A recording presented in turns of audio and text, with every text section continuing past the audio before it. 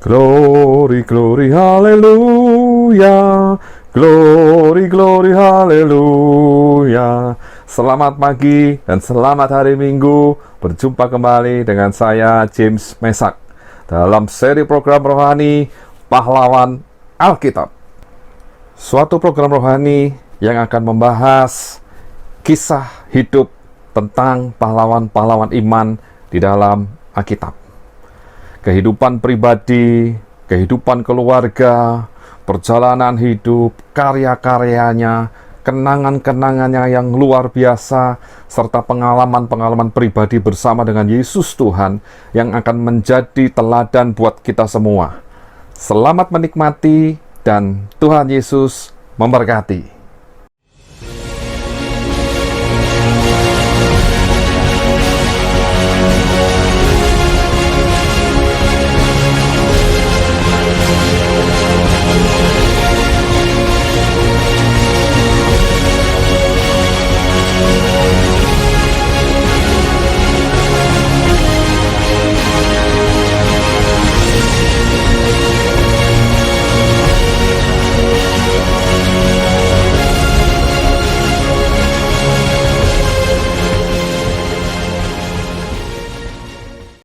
Shalom, selamat pagi Bapak Ibu yang dikasihi Tuhan. Pagi hari ini kita berjumpa kembali dalam program Pahlawan Alkitab, dan kita masuk ke dalam seri yang ke-61, di mana kita masih akan membahas tentang Harun, yaitu bagian kedua. Minggu lalu kita sudah melihat bagaimana Tuhan memanggil Harun untuk mendampingi Musa, adiknya, untuk membawa bangsa Israel keluar dari tanah Mesir. Dan hari ini kita akan melanjutkan bagaimana perjalanan kehidupan Harun saat mendampingi Musa memimpin bangsa Israel yang besar itu. Nah, kita akan melihat kisah berikutnya, bagaimana ternyata Harun dan kakaknya Miriam itu bersekongkol membuat satu pengaduan yang sifatnya cemburu terhadap Musa dengan alasan yang dicari-cari oleh Miriam, dan Harun mengata-ngatai Musa karena menikah dengan seorang wanita Kusi, mungkin seorang wanita yang telah menggabungkan diri dengan bangsa Israel, ya.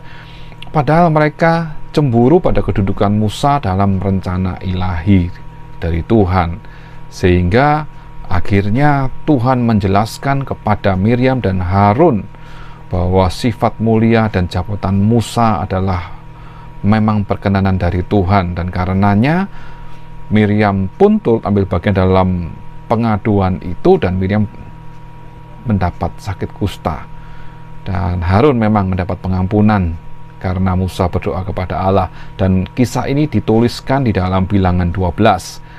Kita baca Bilangan 12 ayat 10, 11, lalu 13 dan 15. Bilangan 12 ayat 10. Dan ketika awan telah naik dari atas kemah, maka tampaklah Miriam kena kusta putih seperti salju. Ketika Harun berpaling kepada Miriam, maka dilihatnya bahwa dia kena kusta. Ayat 11. Lalu kata Harun kepada Musa, Tuanku, janganlah kiranya timpakan kepada kami dosa ini yang kami perbuat dalam kebodohan kami. Ayat 13. Lalu berserulah Musa kepada Tuhan, Ya Allah, sembuhkanlah kiranya dia.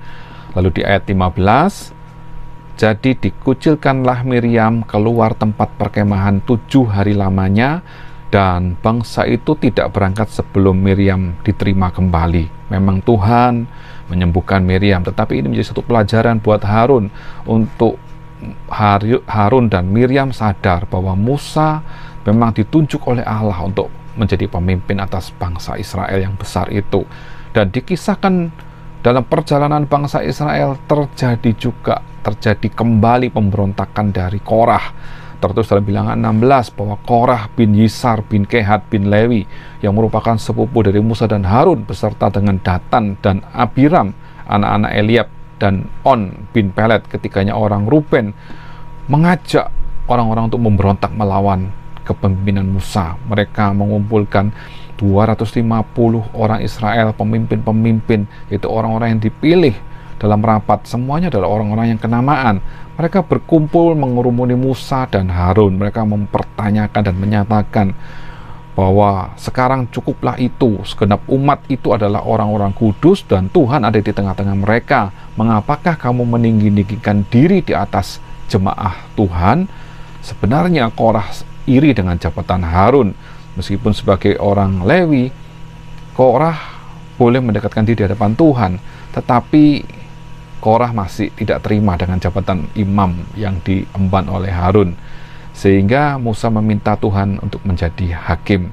Dan dari kisah ini, kisah pemberontakan Korah, Datan, dan Abiram, akhirnya Tuhan yang menjadi hakim, di mana Tuhan sangat tidak menyukai tindakan Korah, dan berakibat terjadilah satu tragedi di mana kelompok Korah dan rekan-rekannya yang lain itu masuk ke dalam tanah yang terbelah, sehingga semua orang, harta milik mereka masuk ke dalam perut bumi hidup-hidup, dan kemudian tanah itu menutup kembali sehingga mereka binasa di tengah-tengah umat Israel itu.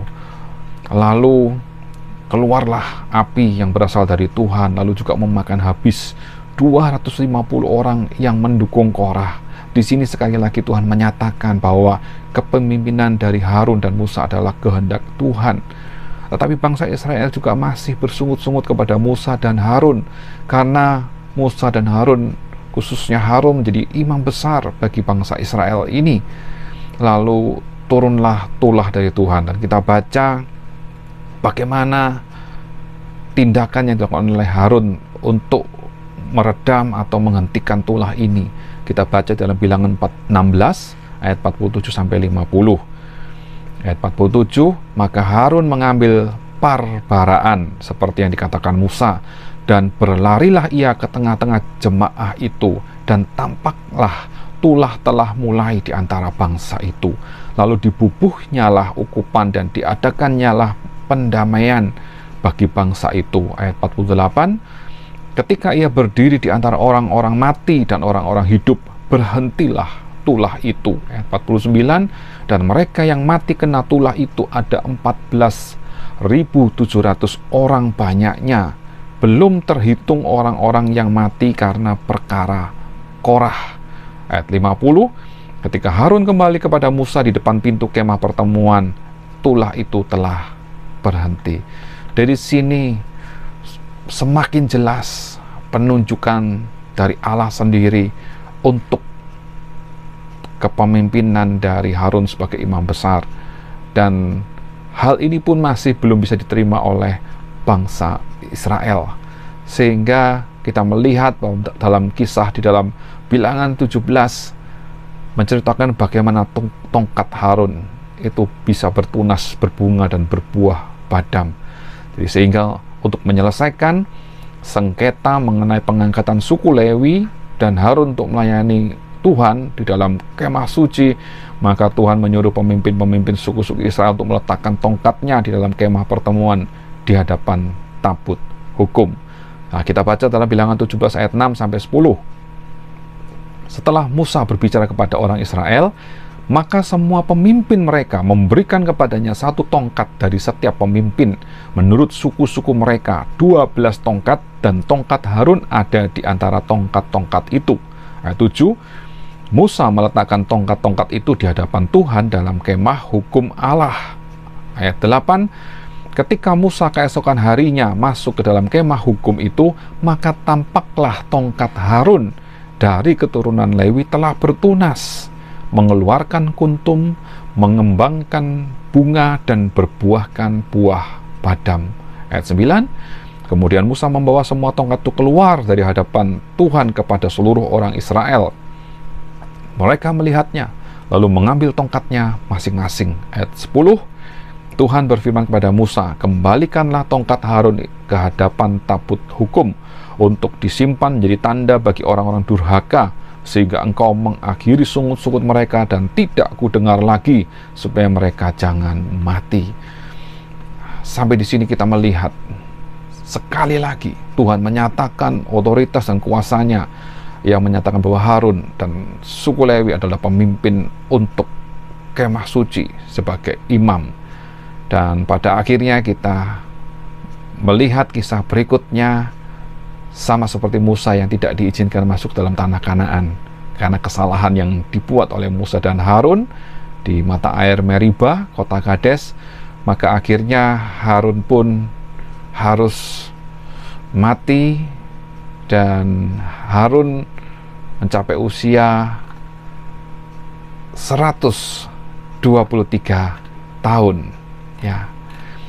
Kisah ini tertulis dalam Alkitab di dalam Bilangan 20 ayat 24 sampai 29. Bilangan 20 ayat 24. Harun akan dikumpulkan kepada kaum leluhurnya, sebab ia tidak akan masuk ke negeri yang kuberikan kepada orang Israel, karena kamu berdua telah mendurhaka kepada titahku di dekat mata air Meriba. Ayat 25, panggillah Harun dan Eleazar anaknya, dan bawalah mereka naik ke gunung Hor. Ayat 26, tanggalkanlah pakaian Harun dan kenakanlah itu kepada Eleazar anaknya.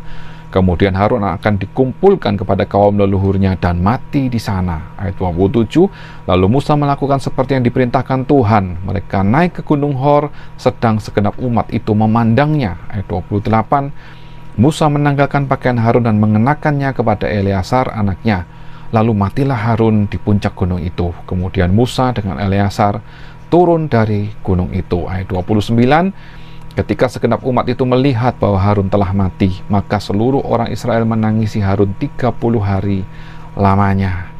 Dan juga dijelaskan di dalam Bilangan 33 ayat 38. Ketika itu Imam Harun naik ke gunung Hor sesuai dengan titah Tuhan, dan di situ ia mati pada tahun ke-40 sesudah orang Israel keluar dari tanah Mesir, pada bulan yang kelima, pada tanggal 1 bulan itu. Dan tercatat bahwa daerah tempat Harun mati dan dikuburkan disebut dengan Mosera. Tertulis dalam Ulangan 10 ayat 6, maka orang Israel berangkat dari Beerot Bene yang akan ke Mosera. Di sanalah Harun mati dan dikuburkan. Lalu Eleazar anaknya menjadi imam menggantikan dia. Di dalam Bilangan 33 ayat 39 menyatakan bahwa Harun mati pada usia 123 tahun. Harun berumur 123 tahun ketika ia mati di gunung Hor.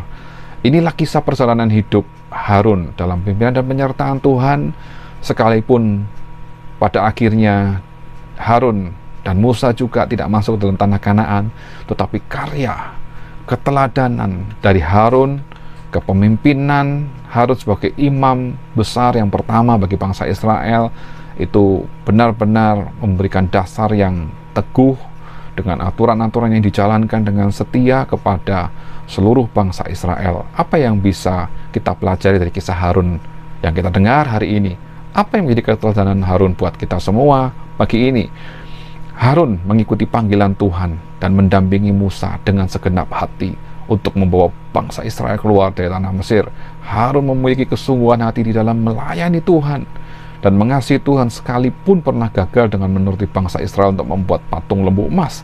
Tetapi Tuhan mengampuni, meneguhkan, bahkan memakai Harun dan keturunannya sebagai imam besar. Ya. Dan inilah bahwa Allah sungguh-sungguh mengasihi Harun. Bahkan jabatan imam besar ini ditandai dengan satu pakaian yang sangat indah, jubah yang sangat indah, di mana Harun sendiri diurapi dengan minyak untuk menguduskan jabatan yang suci itu. Dan kerelaan hati dan kesungguhan hati inilah yang dinilai oleh Tuhan, sehingga Harun dipanggil, dipakai untuk menggenapi rencana Allah, khususnya di dalam masa pembebasan bangsa Israel dari tanah Mesir dan masuk ke dalam tanah Kanaan. Dan ini menjadi keteladanan buat kita semua, bahwa kita pun dikasih oleh Tuhan, kita pun akan dipakai oleh Tuhan sesuai dengan kapasitas, sesuai dengan kemampuan, talenta yang Allah berikan kepada kita. Yang dibutuhkan adalah kerelaan hati dan kesungguhan hati di dalam menjalaninya, di dalam kita turut di dalam rencana Allah. Mari kita setia, mari kita taat, mari kita sungguh-sungguh melakukan dengan segenap hati dan sepenuh hati. Saya yakin, saya percaya kisah kepahlawanan Harun di dalam Alkitab ini menjadi inspirasi buat kita semua untuk kita tetap hidup kudus, berkenan kepada Allah, karena kita pun dipanggil untuk menjadi imam-imam besar saat ini yang menjaga kekudusan dan terus memberikan pengarahan kepada setiap umat, kepada setiap orang untuk hidup benar, kudus, taat kepada perintah Tuhan. Nah, inilah poin-poin keteladanan Harun hari ini yang menginspirasi kita semua dan membuat kita bisa berkata bahwa Harun adalah pahlawan Alkitab. Puji Tuhan, Tuhan Yesus memberkati kita semua. Amin.